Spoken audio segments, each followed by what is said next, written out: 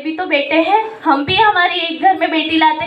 तो जो हमारी बेटी जाती है और वो जब उसके ससुराल से अपने घर आती है तो हम बोलते हैं हमारी बेटी काम करी नहीं, कितनी थकेल छे, ओका जरा सोने दो। लेकिन हम हमारी ऐसी बहू की तारीफ करते हैं? कभी सोचते हैं हमारी बहू भी तो बहुत काम करती है, कितना काम करती है, फिर भी सासू माँ है वो समझ नहीं पाती है, फिर भी उसकी वो किसी न किसी तरीके से तो बुराई कर ही देगी, किच किच किच किच किच किच दिन भर चिल्लाती रहेगी। तो ऐसा नहीं करना है हमें सत्संग सुनना चाहिए। सत्संग में रामायण का सत्संग सुनिए, रामायण में सत्संग में कितना अच्छा लिखा है। आपको पता है जो सीता माता थी और कौशल्या माता थी वो उन्हें कैसी रखती थी? बेटी की समान रखती थी, अपनी बेटी मानती थी। उनकी बेटी को कौशल्या माता की बेटी नहीं थी, उसे अपनी बहू के समान नहीं बेटी के समान मानती थी।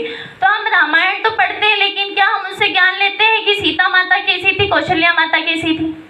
तो हमें ये सीखना है माताओं बहनों कि हमें हमारी बहू के साथ कैसा रहना है, और हमारी बहू को भी सीखना है कि हमें हमारी सासू माताओं के साथ कैसे रहना है। ये हो गया। अब सत्संग संगति सब कुछ हो गया। उसके बाद भाइयों को भी संगति अच्छी करनी चाहिए, हमारे बच्चों को भी अच्छी संगति करनी चाहिए। हमारी बच्चियां होती है जो वो स्कूल जाती है, स्कूल के बाद वो जो हमारे यहाँ फ्रेंडें रहेगी क्लास वगैरह में, तो वो सोचती कि अरे यार ये मेरी फ्रेंड तो बहुत अच्छी है, इतने अच्छे कपड़े पहन के आती है, इतने अच्छे ईयरिंग पहन के आती है, मैं भी क्यों नहीं पहन के आऊँ? तो वो घर आके जीत करेगी कि मेरी फ्रेंड तो ऐसी पहनती है, मेरी फ्रेंड ऐसे कपड़े पहनती है, वह भी उसकी संगति में आ जाती है। तो हमें ऐसी फ्रेंड्स से दूर रहना चाहिए जो अच्छी नहीं हो। वो जो अमीर परिवार से रहता है वो तो अपनी बहुत तारीफ करता है, तो उसकी संगति से भी हमारे बच्चों को बचना चाहिए। फिर जो बच्चे अच्छे नहीं होते, कुछ चोरी वगैरह भी करते हैं, उनसे भी हमें दूर रहना चाहिए। तो संगति हमें अच्छे लोगों से करनी चाहिए। तो मैं आपको एक कहानी सुनाती हूँ, बहुत बढ़िया है। आप कहानी सुनोगे तो आपको भी पता चलेगा कि हमें संगति अच्छे लोगों से करनी चाहिए। तो एक बिच्छू और एक संत थे। तो संत एक बार नदी के किनारे नहा रहे थे। वो तो हमेशा रोज नहाने जाते थे सुबह सुबह से। तो वो नहा रहे थे तो अब मतलब नदी में थोड़ा पानी ज़्यादा बहाव था नदी का। तो एक बिच्छू वो नदी के किनारे थोड़ा बीच में पत्थरों से टकराते, कांटों में सब चुभते आ रहा था। अब वो ऋषि ने देख लिया तो अब ऋषि को सहन नहीं हुआ। वो उसे देखे, उसको मतलब रोना आ गया कि इतना मतलब बिच्छू बेचारा कांटों में है, उसको पत्थर लगते आ रहे हैं, तो क्यों ना मैं इसे बचाऊं। तो वो ऋषिवर उसे बचाने के लिए गया। अब आपको तो पता है जो बिच्छू होता है वो कितने डंक मारता है। तो उसको इतना मतलब उसको डंक बहुत मारे, इतने मारे कि उसका हाथ एकदम खूंचार कर दिया और उसकी मतलब एकदम उसके जो शरीर था वो एकदम बुरी तरीके से खराब हो गया था, उसकी हालत खराब हो गई।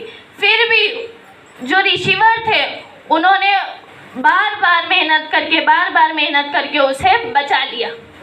तो जो बिच्छू जब ऋषिवर की संगति में आया तो बिच्छू की जान बच गई, तो वह अच्छी संगति में आया।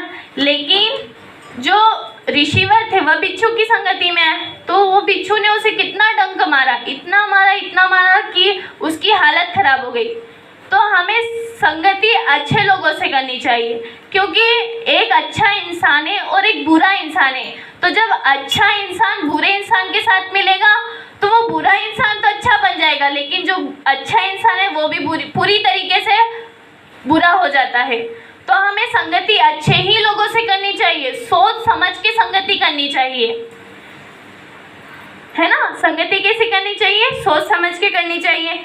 उसके बाद कि आज जो हमारा जीवन है वो इतना खराब हो गया है, जो हमारा ये अभी युग चल रहा है वो कितना मतलब बहुत कठिनाइयों से सब, अभी कोरोना वगैरह भी सब आया था। तो ये किसके कैसे हो रहा है? लोगों के कर्मों से। जो हमारे मनुष्य हैं वो अच्छे काम नहीं कर रहे हैं, इसलिए सब बीमारियां आ रही है, सब ये मतलब बुरे काम आ रहे हैं। तो जब हम अच्छे कर्म करेंगे तो हमारी पृथ्वी पे ऐसी कोई गलत चीज़ें नहीं आएगी, सब अच्छा ही अच्छा होगा। तो हमें बुरे काम नहीं करने चाहिए, हमें अच्छे काम करने चाहिए। तो अच्छे काम, अब हम संगति सत्संग सब कुछ सुन लिया। उसके बाद हमारे घर में हमें गायत्री माता का, आप किसी भी भगवान को मानते हैं, आप गायत्री माता को मानो या दुर्गा माता को मानो, किसी को भी मानो, उनका थोड़ी देर नाम लीजिए, भगवान के सामने बैठिए, 2 मिनट साधना कीजिए, कुछ तो कर सकते हो। और ये हमारे बच्चों को भी सिखाइए, क्योंकि जब हमारे बच्चों को सिखाएंगे तो हमारे बच्चे अच्छे बनेंगे, हमारी माताएं बहनें भी करेगी तो सब कुछ अच्छा ही होगा। तो हमें हमारे बच्चों को भी गायत्री मंत्र सिखाना चाहिए, गायत्री चालीसा सिखाना चाहिए, या उन्हें कुछ भी मंत्र आता है वो सिखाना चाहिए, क्योंकि जब वो हम सिखाएंगे तो हमारे बच्चे बहुत अच्छे बनेंगे। तो भाइयों बहनों, जो आज का युग है वह इसीलिए ख़राब चल रहा है, तो हमें हमारे बच्चों को अच्छी तरह से बनाना